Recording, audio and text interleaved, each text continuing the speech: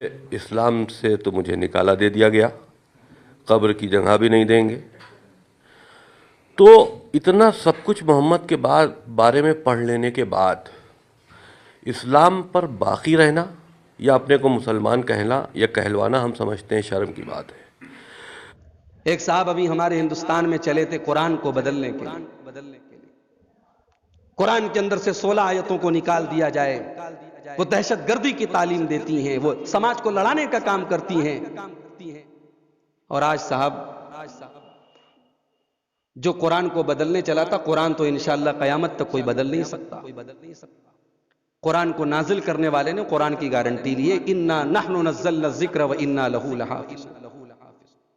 8 سال کا بچہ قرآن کو یاد کر رہا ہے، تم قرآن کو بدلو گے؟ دنیا کی کوئی اور کتاب دکھا دو، اتنی ضخیم اتنی موٹی کتاب 8 سال کا بچہ یاد کرتا ہے، پوری ایک ایک لائن ایک ایک حرف اسے یاد ہے۔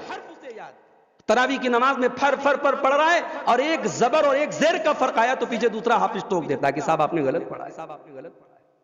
اللہ ایسے اپنی کتاب کی حفاظت کرواتا ہے۔ تو جو لوگ قرآن کو بدلنے چلے تھے آج وہ خود بدل گئے۔ انہوں نے اعلان کر دیا صاحب میرا اسلام سے اب کوئی واسطہ نہیں، میں فلاں ہو گیا، میرا نام فلاں ہو گیا۔ تو فرعون بھی بہت بڑا اپنے آپ کو رب کہتا تھا، کہتا تھا انا ربکم الاعلی، میں تمہارا رب ہوں۔ اے بنی اسرائیل تو موسیٰ کے چکر میں مت آؤ، میں رب ہوں تمہارا۔ اور جانتے ہو فرعون کا انجام کیا ہوا؟ موسیٰ علیہ السلام جا رہے ہیں، سامنے دریا ہے، پانی ہے، پیچھے فرعون کا لشکر ہے۔ موسیٰ کے ساتھی گھبرا گئے، اے موسیٰ اب کیا ہوگا؟ موسیٰ نے کہا کوئی بات نہیں، میرا رب میرے ساتھ۔ کلا ان معی ربی سیہدی۔ موسیٰ کا یہ جملہ مسلمانوں یاد کر لو، مشکل سے مشکل حالات میں بھی یہ جملہ اپنی زبان پر نہیں، اپنے دل کی دیوار پہ لکھ لو، ان معی ربی، میرا رب میرے ساتھ۔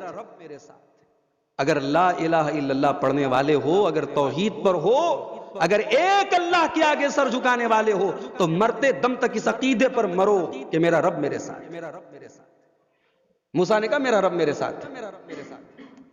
اور جب موسیٰ نے یہ کہا میرا رب میرے ساتھ ہے، تو بھائی دنیا میں ہم اپنے کسی دوست پر اگر بھروسہ کرتے ہیں نا، تو مشکل ٹائم میں ہم کہتے ہیں ہمارا دوست ہمارا ساتھ دے۔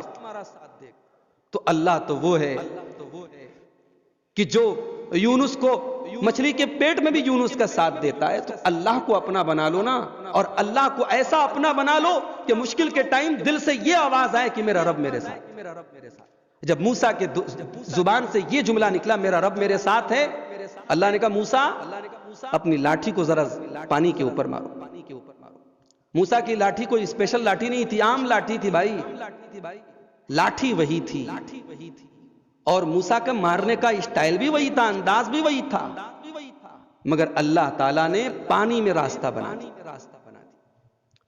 موسیٰ علیہ السلام نے لاٹھی کو زمین پانی پر مارا، فانفلق فکان کل فرق کالطود العظیم، سمندر میں راستہ بن گیا۔ موسیٰ علیہ السلام اپنے ساتھیوں کو لے کر کے بنی اسرائیل کو لے کر کے جانے لگے۔ فرعون نے دیکھا یہ تو سمندر کے بیچ میں روڈ بن گئی۔ فرعون نے اپنے ساتھیوں سے کہا تم بھی اپنے گھوڑوں کو ڈال دو، اپنی سواریوں کو تم بھی اس پانی کے بیچ میں ڈال دو۔ اب وہ راستہ طے ہو رہا ہے۔ موسیٰ علیہ السلام اور بنی اسرائیل نے جیسے ہی دریا کو عبور کیا، سمندر کو کراس کیا، اللہ نے پانی کے دونوں پارٹوں کو ملا دیا۔ اب فرعون میاں ڈوبنے لگے، فرعون صاحب ڈوبنے لگے۔ اب جب ڈوبنے لگے تو اللہ یاد آیا، حتی اذا ادرکہ الغرق، جب فرعون ڈوبنے لگا اس نے کہا آمنت بالذی آمنت بہ بنو اسرائیل، میں اس اللہ کے اوپر ایمان لاتا ہوں جس اللہ کے اوپر بنی اسرائیل ایمان لاتے ہیں۔ اللہ نے فرمایا آل آنا، اب ایمان لا رہے ہو؟ جب موت اپنی آنکھوں کے سامنے دیکھو، مرنے کے ٹائم اللہ تعالیٰ نے توبہ کی بھی ایک لمٹ رکھی ہے، توبہ کی ایک لمٹ رکھی ہے، موت کو دیکھ کر کے توبہ قبول ہونے والی نہیں۔ جب موت سامنے آ جائے اس کے بعد آدمی توبہ کرے کہ اللہ بہت گنہگار ہوں، وہ توبہ قبول نہیں ہوگی۔ توبہ وہ قبول ہوگی جو انسان اپنی صحت کی حالت میں۔ فرعون ڈوبنے لگا تو ایمان لے آیا، اللہ نے کہا آج تیرا ایمان تیرے کوئی کام آنے والا نہیں۔ اس کے بعد فرعون ڈوب گیا۔ فرعون کب ڈوبا ہے؟ ہزاروں سال پہلے ڈوبا ہے، لیکن اللہ نے فرعون کو نمونہ اور عبرت بنا کر آج بھی رکھا ہے۔ اللہ نے فرمایا فَالْيَوْمَ نُنَجِّيكَ بِبَدَنِكَ لِتَكُونَ لِمَنْ خَلْفَكَ آیَةً۔ اے فرعون، دنیا میں سب لوگ جو مر جاتے ہیں ان کی ڈیڈ باڈیز ختم ہو جاتی ہیں، لیکن تیری ڈیڈ باڈی کو ہم بچا کر کے رکھیں گے تاکہ تو آنے والی نسلوں کے لیے نشانی بن جائے، لوگ دیکھیں کہ اپنے آپ کو رب کہنے والا، اپنے آپ کو خدا کہنے والا یہ منحوس انسان کیسا دکھتا تھا۔ آج بھی مصر کے اندر فرعون کی ڈیڈ باڈی موجود ہے۔ فرعون جب مر گیا تو اللہ نے سورہ دخان میں ایک عجیب بات کہی۔ اللہ نے فرمایا کم ترکوا من جنات وعیون وزروع ومقام کریم ونعمت کانوا فیہا فاکہین۔ فرعون بڑے بڑے محلوں کو چھوڑ کے گیا، بڑے بڑے پانی کے چشمے چھوڑ کے گیا، بڑے بڑے کھجور کے باغات چھوڑ کے گیا، بہت بڑی بڑی پراپرٹی چھوڑ کے گیا۔